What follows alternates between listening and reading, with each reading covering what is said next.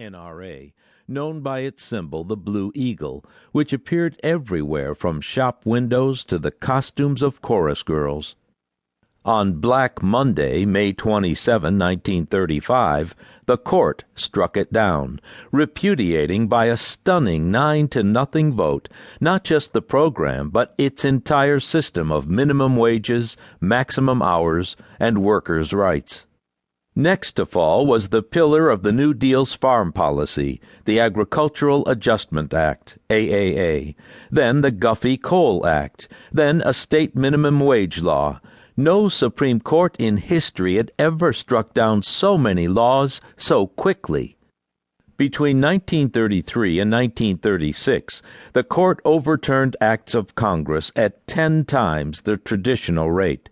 To accomplish this, justices disinterred long-neglected doctrines and breathed new life into obscure clauses of the Constitution. The court was creating new doctrine now faster than I can absorb it, complained Justice Harlan Fiske Stone, whose increasingly angry dissents made him a hero to New Dealers.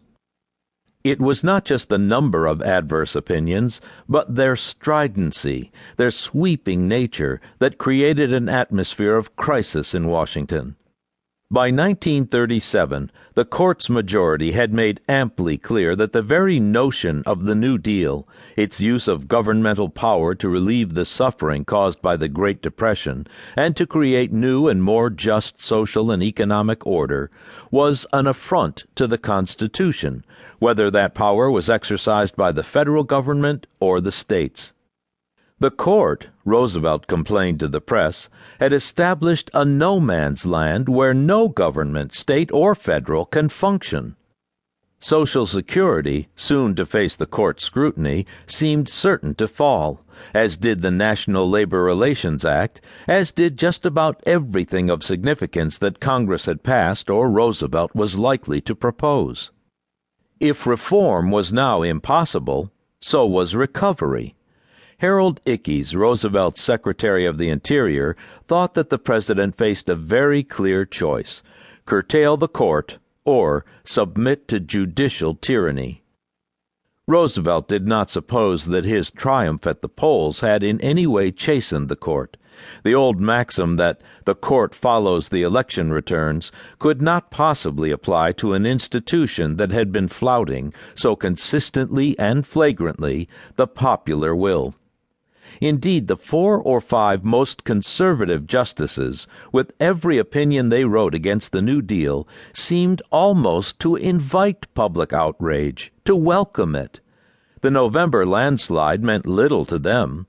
To Roosevelt, though, it meant the strength to strike back, and quickly. By the night of the Judiciary dinner, all the pieces were in place. The plot had taken years to conceive. Its chief architect was the Attorney General, Homer Cummings, who, at the president's insistence, carried out his work covertly.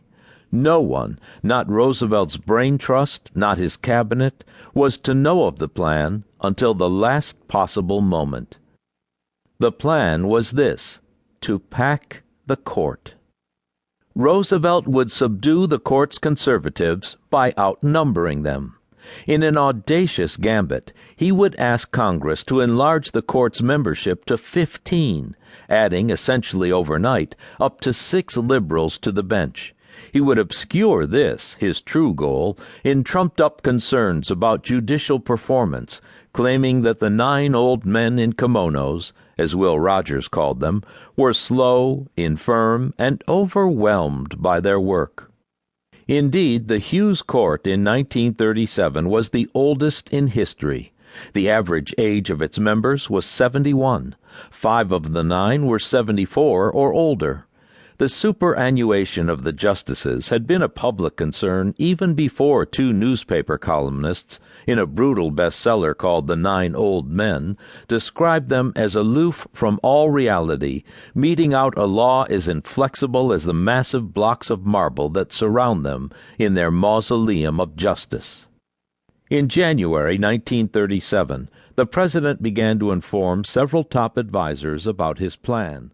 All were astounded. Some were distraught. One senior